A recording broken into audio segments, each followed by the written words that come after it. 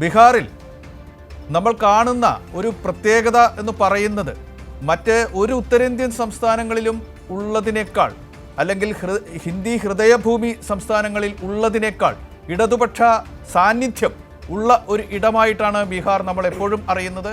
നമുക്കെല്ലാവർക്കും അറിയാവുന്നതുപോലെ CPI-ML ആണ് അവിടുത്തെ ഏറ്റവും വലിയ ഇടതുപക്ഷ രാഷ്ട്രീയ കക്ഷിയായി നിൽക്കുന്നത്. CPI-M ഉണ്ട്, CPI ഉണ്ട്. അവർ ഇത്തവണയും മഹാസഖ്യത്തിൻ്റെ ഭാഗമായി മത്സരിക്കുന്നുണ്ട്. ആ പ്രദേശങ്ങളിൽ വിഷ്ണു സഞ്ചരിച്ചിട്ടുണ്ട്. അവിടെ നിന്ന് കഴിഞ്ഞ 2 ആഴ്ചയിലേറെയായി റിപ്പോർട്ടുകൾ നൽകിയിട്ടുമുണ്ട്. ഈ ഇടതുപക്ഷ സാന്നിധ്യം അതിൻ്റെ ആശയപരമായൊരു പ്രാധാന്യം എങ്ങനെയാണ് അവിടെ കാണുന്നത്? അവിടെ ഇപ്പോൾ വളരെ പ്രധാനപ്പെട്ട നേതാക്കളൊക്കെ മത്സരിക്കുന്നുമുണ്ട്. സത്യേന്ദ്ര യാദവ് അടക്കമുള്ള CPI-M നേതാക്കളും മത്സരിക്കുന്നുണ്ട്. ആ മണ്ഡലങ്ങളെക്കുറിച്ച് അറിയാൻ നമ്മുടെ പ്രേക്ഷകർക്ക് പ്രത്യേകിച്ചൊരു താല്പര്യം കാണും. ഇടതുപക്ഷത്തിൻ്റെ പ്രതീക്ഷകൾ, ഇടതുപക്ഷത്തിൻ്റെ സാധ്യതകൾ. വിഷ്ണു.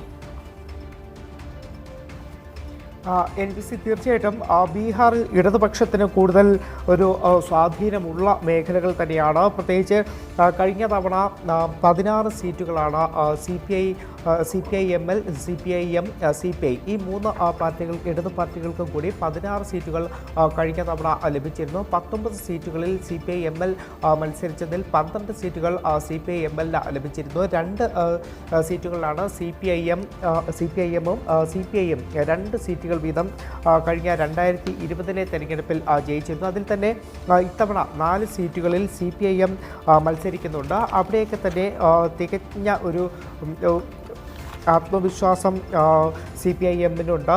ഇടതുപക്ഷത്തിന് വലിയൊരു ആത്മവിശ്വാസം ഈ തവണ ബീഹാറിൽ നിലനിൽക്കുന്നുണ്ട്. കാരണം ബീഹാറിൽ ഇടതുപക്ഷം മുന്നോട്ട് വയ്ക്കുന്ന ഏറ്റവും വലിയ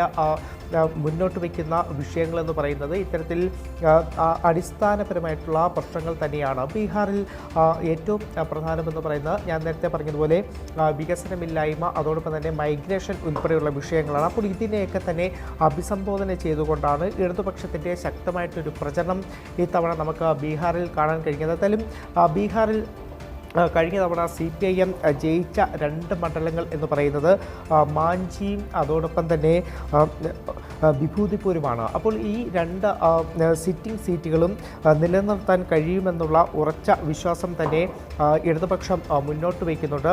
വിഭൂതിപൂരിൽ അജയ് കുമാറാണ് ഇത്തരത്തിൽ ഇപ്പോഴത്തെ MLA ആയിട്ടുള്ളത്.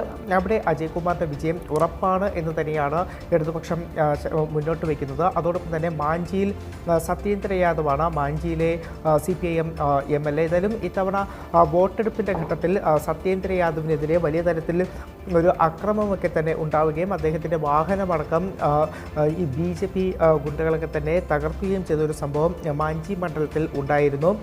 പിന്നീടുള്ളത് പിപ്ര മണ്ഡലമാണ്. പിപ്ര മണ്ഡലത്തിൽ രാജ്മംഗൽ പ്രസാദാണ് മത്സരിക്കുന്നത്. രാജ്മംഗൽ പ്രസാദും വലിയ തരത്തിലുള്ള ഒരു പ്രചരണമൊക്കെ തന്നെ നമ്മൾ കണ്ടതാണ്.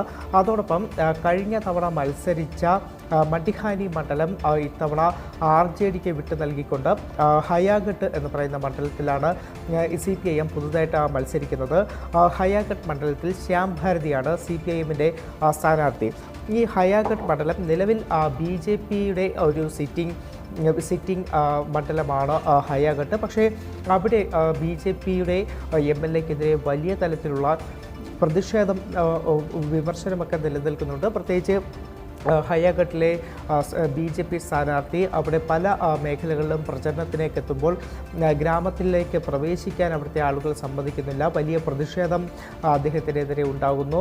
പ്രചരണത്തിന് ഗ്രാമത്തിൽ പ്രവേശിക്കാൻ സമ്മതിക്കാതെ തിരിച്ചയക്കുന്ന അത്തരത്തിൽ വലിയ പ്രതിഷേധം BJPക്കെതിരെ നിലനിൽക്കുന്ന ഒരു മണ്ഡലമാണ് ഹയാഘട്ട് എന്ന് പറയുന്നത്. അപ്പോൾ അവിടെയും ഇടതുപക്ഷത്തിന് ശക്തമായിട്ടൊരു മുന്നേറ്റം ഉണ്ടാകും എന്ന് തന്നെയാണ് നമുക്ക് മനസ്സിലാക്കാൻ കഴിയുന്നത്. അതോടൊപ്പം CPI 9 സീറ്റുകളിലാണ് ഇത്തവണ മത്സരിക്കുന്നത്. CPI-ML 20 സീറ്റുകളിലും മത്സരിക്കുന്നുണ്ട്. അതിൽ CPI മത്സരിക്കുന്ന 9 സീറ്റുകളിൽ 3 സീറ്റുകളിൽ കോൺഗ്രസ് സ്ഥാനാർത്ഥികളെ നിർത്തിയിട്ടുണ്ട്. അത് മഹാസഖ്യത്തിൻ്റെ മുന്നണി ധാരണകളൊക്കെ ലംഘിച്ചുകൊണ്ടാണ് കോൺഗ്രസ് സ്ഥാനാർത്ഥികളെ നിർത്തിയത്. അതിൽ ആദ്യഘട്ടത്തിലൊക്കെ ഈ ചർച്ചകൾ സീറ്റ് വിഭജന ചർച്ചകളൊക്കെ തന്നെ നടക്കുന്ന സാഹചര്യത്തിൽ ഒരു തീരുമാനത്തിലേക്ക് എത്താത്ത ഒരു ഘട്ടമെത്തിയപ്പോഴാണ് സ്ഥാനാർത്ഥികളെ എല്ലാ മണ്ഡലത്തിലും നിർത്തിയത്. പക്ഷേ പിന്നീട് നാമനിർദ്ദേശ പത്രിക പിൻവലിക്കുന്നതിന് മുന്നേ ധാരണ ആയെങ്കിലും സ്ഥാനാർത്ഥികളെ പല മണ്ഡലങ്ങളിൽ നിന്നും പിൻവലിക്കാൻ കോൺഗ്രസ് തയ്യാറായില്ല. അത്തരത്തിൽ പല മണ്ഡലങ്ങളിലും ഒരു സൗഹൃദ മത്സരം, മഹാഗഠബന്ധനകത്ത് ഒരു സൗഹൃദ മത്സരം, അത്തരത്തിൽ വോട്ട് ഒരു ഡിവിഷനിലേക്ക് പോകുന്ന ഒരു സാഹചര്യം കൂടി ഇത്തവണ ബീഹാറിലുണ്ട്. അതും കൂടി നമ്മൾ എടുത്തു പറയണം. അത്തരത്തിൽ CPIയുടെ 3 സീറ്റുകൾ, ആ 3 സീറ്റുകളിൽ ഏറ്റവും പ്രധാനമായിട്ടുള്ള ഒരു മണ്ഡലമാണ് ബെച്ചുവാര എന്ന് പറയുന്നത്. ബെച്ചുവാരയിൽ കഴിഞ്ഞ തവണ CPI 2ാം സ്ഥാനത്തെത്തിയ മണ്ഡലമാണ്. അവിടെ 2ാം സ്ഥാനത്ത് CPI എത്തി എന്ന് പറയുമ്പോൾ പോലും CPIയുടെ വളരെ ഒരു സ്ട്രോങ് ഹോൾഡാണ്. ബെഗുസാരൈ മേഖലയിൽ വരുന്ന മണ്ഡലമാണ് ബെച്ചുവാര എന്ന് പറയുന്നത്. അവിടെ CPI ഏകദേശം 243 വോട്ടിനാണ് CPI 2020 തെരഞ്ഞെടുപ്പിൽ തോൽക്കുന്നത്. ആ മണ്ഡലത്തിൽ CPI മത്സരിക്കുമ്പോൾ അവിടെ കോൺഗ്രസും സ്ഥാനാർത്ഥി CPIക്കെതിരെ സ്ഥാനാർത്ഥിയെ നിർത്തിക്കൊണ്ട് BJPയെ സഹായിക്കുന്ന ഒരു നിലപാട് നമുക്ക് ആ മണ്ഡലത്തിൽ കാണാൻ കഴിയുന്നു. അതോടൊപ്പം പ്രിയങ്ക ഗാന്ധി ഇത്തവണ ബീഹാറിൽ പ്രചരണം ആരംഭിച്ചതുപോലും, പ്രചരണത്തിന് ആദ്യം എത്തിയതുപോലും ബെച്ചുവാര CPIക്കെതിരെ മുന്നണി മര്യാദ ലംഘിച്ചുകൊണ്ട്, മഹാസഖ്യത്തിൻ്റെ മുന്നണി മര്യാദ ലംഘിച്ചുകൊണ്ട് കോൺഗ്രസ് സ്ഥാനാർത്ഥിയെ നിർത്തിയ ബെച്ചുവാര മണ്ഡലത്തിലാണ് പ്രിയങ്ക ഗാന്ധി തൻ്റെ പ്രചരണം ആരംഭിക്കുന്നത്. പക്ഷേ മറ്റ് രാഹുൽ ഗാന്ധി, മല്ലികാർജ്ജുൻ ഖാർഗെ ഉൾപ്പെടെയുള്ള നേതാക്കൾ ഈ മണ്ഡലങ്ങളിലൊന്നും തന്നെ പ്രചരണത്തിനെത്തിയിരുന്നില്ല. പ്രിയങ്ക ഗാന്ധിയാണ് പ്രചരണത്തിനെത്തുന്നത്. അപ്പോൾ അത്തരത്തിൽ ഈ മഹാസഖ്യത്തിൽ ഏകദേശം 10ഓളം മണ്ഡലങ്ങളിൽ ഒരു വോട്ട് ഡിവിഷൻ ഈ സൗഹൃദ മത്സരത്തിലൂടെ ഉണ്ടാകാനുള്ള അല്ലെങ്കിൽ ഉണ്ടാകുന്ന ഒരു സാഹചര്യം കൂടി ബീഹാറിൽ നിലനിൽക്കുന്നുണ്ട്. NBC.